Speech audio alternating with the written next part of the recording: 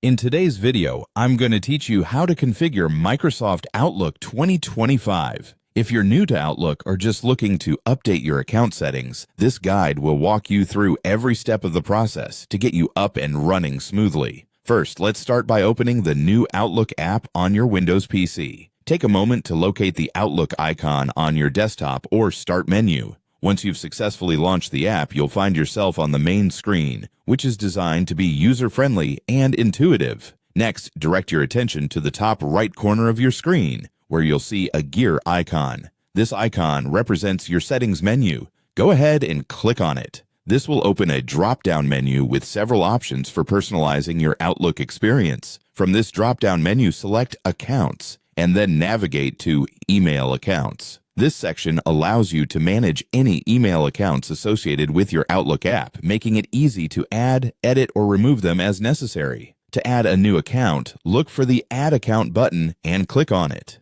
This button is your gateway to adding a new email address to your Outlook configuration. You'll be presented with an interface where you can either select a suggested email address from the list, or if you don't see yours, you have the option to manually type it in. Taking the time to verify you're entering your email address correctly can save you from future frustration with connectivity. Once you've entered or selected your email address, click Continue. This button will initiate the process of adding your chosen email account. Depending on the email service you're connecting, you might be prompted to enter your password. Carefully type your password in the provided field, ensuring accuracy. Then click Done.